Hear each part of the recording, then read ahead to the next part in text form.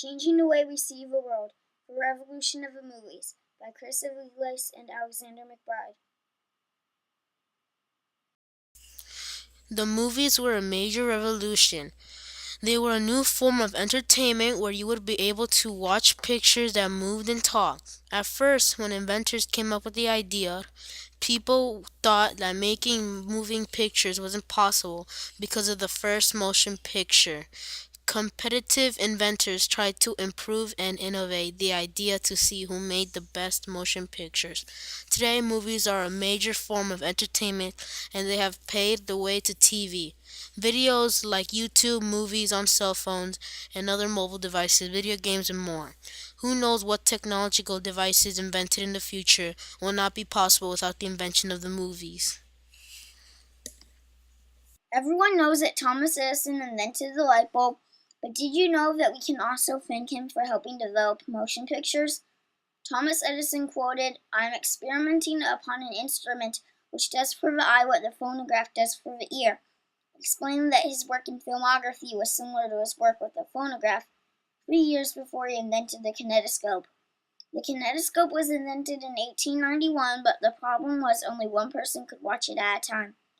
Edison had no idea that his invention, that he considered to be just for fun, would start such a revolution. An idea that he thought he would never make money off of has turned into a multi-billion-dollar industry. Boy, was he wrong. Thomas Edison wasn't the only one developing motion pictures around that time. In 1889, Ottoman Anschutz invented the tachyscope that could show animation by showing pictures in different phases. When shown rapidly, the pictures created a moving picture, sort of like a flip book. Sure, the idea was clever, but it had plenty of room for innovating. In 1893, the tachyscope was shown at the World's Fair in Chicago. Thomas J. Armand went there and wondered if he could make it possible to project the moving pictures onto a bigger screen, which influenced him to go to the Bliss School of Electricity in October 1894.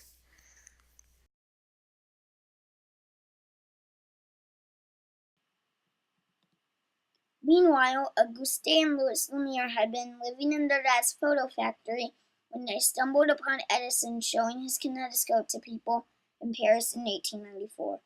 As a result, the Lumiere brothers invented a cinematograph, with cinema coming from a Greek word that means motion and movement. They put their invention together with a magic lantern, a device made for projecting motion pictures made by Christian Huygens.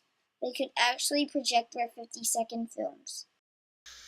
This is one of the Lumiere brothers' first moving pictures projected by the cinematograph, called Arrival of a Train.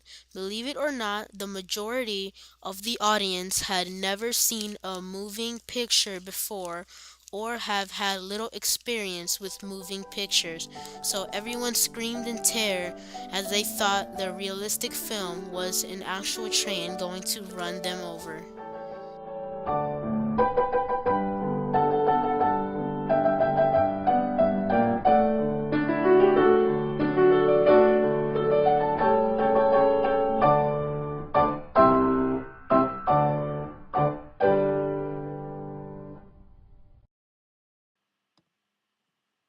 While the Lumiere brothers were inventing their cinematograph, it was March 1895, the month when Thomas J. Armont graduated from the Bliss School of Electricity after being in it for 6 months. He and a classmate, Charles Francis Jenkins, agreed to work with each other. Armont had the money for the projection experiments, and Jenkins had the cameras needed for the projection experiments. They were a perfect match.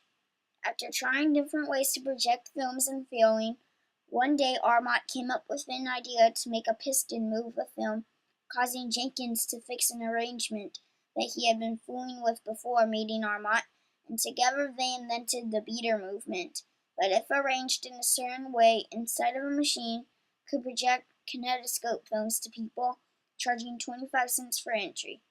The invention was called a phantoscope.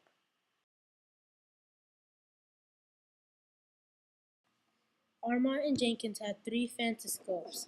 And in October 1895, Jenkins took one of their three phantascopes and left his partner. Jenkins showed the phantascope to people and tried to take all of the credit, even though he knew that wasn't true. Maybe they weren't such a perfect match after all. Armagh protested, and so the court decided not to believe Jenkins and decided that Armagh helped him. Eventually, Jenkins sold the phantascope rights to Armagh, and in 1896, Armagh sold the phantascope to Thomas Edison, which he renamed the Vitascope. Thomas Edison made the kinetoscope a thing of the past because now he had the Vitascope, which could project films onto a screen so that more than one person could watch it at a time, unlike the kinetoscope. You may think that movies don't really affect society, but actually they do.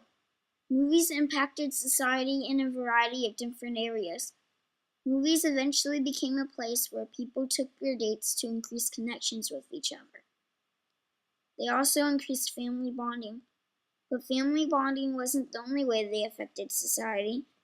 Educational movies like The Titanic and Pearl Harbor were made to inform the audience facts about historical events that they might not have known otherwise. Also, Hollywood brought novels to life in a movie so that more people could have access to good stories and enjoy the story brought to life. In addition, movies such as Shirley Temple could cheer up a depressed society, and some movies can actually change how companies do business. Take the 2004 film Super Size Me, for example. That movie resulted in tons of people being more conscious about what they're eating and caused McDonald's to take the supersize off of their menu. But that wasn't enough. Movies eventually became how the government persuaded the viewers to agree with their political opinions, also known as propaganda movies, like the 1942 film Why We Fight. Last but not least, movies revolutionized how we received our news, because before you got it from a newspaper, but then around 1927, during breaks from a movie, they gave the people watching the motion picture newsreels, which informed people what was happening at the time, which in turn led to news shows on television and now news networks that we can watch and listen to anytime nowadays with just a press of a button on the remote. Those sure are a lot of ways movies have revolutionized society and people have reacted from watching the movies. At first, the early cinema was for poor, uneducated people who went for cheap entertainment. The rich regarded it as a silly waste of time and didn't go. The first movie theaters, called Nickelodeons, cost 5 cents for admission. Today, to go to the movies costs 200 times more than that, $10. At first, movies were only 40 to 80 feet long and lasted less than a minute. Today's 2-hour films are over 11,250 feet long, over 2 miles long, in films with previews. I guess times have changed, and who knows what movie related technology will appear in the future.